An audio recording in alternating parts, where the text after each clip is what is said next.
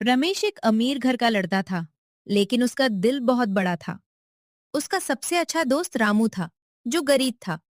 दोनों हर रोज रमेश के गार्डन में मिलते थे।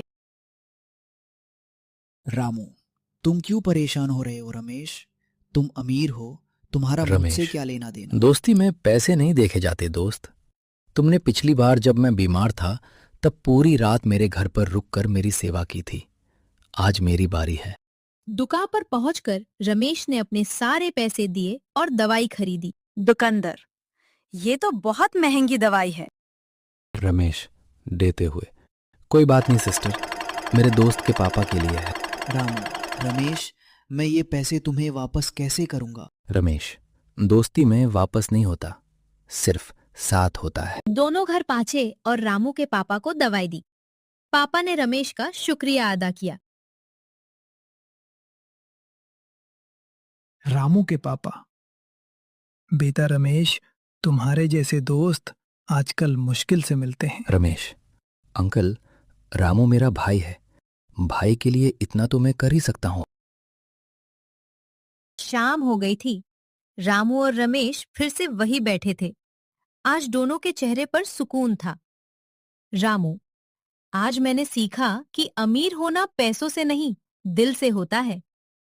रमेश, और मैंने सीखा कि सच्चा दोस्त वही है जो मुश्किल वक्त में काम आए। रमेश और रामू की दोस्ती की मिसाल आज भी उस शहर में दी जाती है। सीख यही है। एक छोटे से गांव में दो दोस्त रहते थे, रमेश और रामू। रमेश एक बहुत बड़े जमींदार का बेटा था, जिसके पास हर आराम और आशाइश थी। वही रामू एक बेहद गरीब परिवार से था, जो दिन रात मेहनत करके अपना गुजारा करते थे। अमीर गरीब का फर्क होने के बावजूद दोनों बचपन के दोस्त थे। लेकिन जैसे जैसे बड़े हुए, रमेश, अरे रामू, कहाँ जा रहे हो इस खटारा साइकिल पर? देखो, मेरे पापा ने मुझे नई गियर वाली साइकिल दिलाई है। तुम तो पूरी जिंदगी इस कबत को ही वो रमेश, तुम्हारी साइकिल तो बहुत सुंदर है।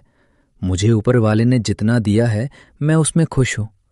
मेहनत कर रहा हूँ, एक दिन मैं भी नई साइकिल। रमेश, ताना मारते हुए, मेहनत, हाथ पैर चलाने से कोई अमीर नहीं बनता रामू। किस्मत चाहिए होती है, जो तुम्हारे पास नहीं है। चलो, मैं चलता हूँ, तुम अपनी इस धीमी साइकिल पर। रमेश तेजी से साइकिल चलाकर निकल जाता है। रामू थोड़ा उदास होता है, पर फिर मुस्कुराकर अपनी रास्ते चल पड़ता है। कुछ ही देर में मौसम ने करवट ली। अचानक तेज आंधी और बारिश शुरू हो गई। रमेश अपने घर के पास पहुंच ही रहा था कि तेज हवा के कारण उसकी साइकिल फिसलत गई और वो एक खड्डे में गिर गया। उसकी नई साइकिल टूट गई और उसके पैर में गहरी चोट आई। आह, मेरा पैर, बहुत दर्द हो रहा है। कोई है? बचाओ! पापा घर पर नहीं है, मैं कैसे उठूं? तभी वहां से रामू अपनी पुरानी साइकिल पर गुजारता है। रमेश को खड्डे में गिरा देखकर वो तुरंत अपनी साइकिल छोड़कर। रमेश, ये क्या हो गया? तुम्हें बहुत चोट आई है। रुको, मैं तुम्हें उठा। रमेश, मुझे मत छुओ रामू, तुम्हारे कपड़े गंदे हैं, मैं खुद उठ जाऊंगा। रमेश, ये दोस्ती और मदद का वक्त है, अमीरी गरीबी का नहीं। चुपचाप मेरा हाथ। रामू सहारा देकर रमेश को उठाता है। बारिश बहुत तेज है, इसलिए रामू उसे पास ही बनी अपनी छोटी सी झोपड़ी में ले जाता है। रामू रमेश को संभलकर अपनी छोटी सी झोपड़ी में ले आया।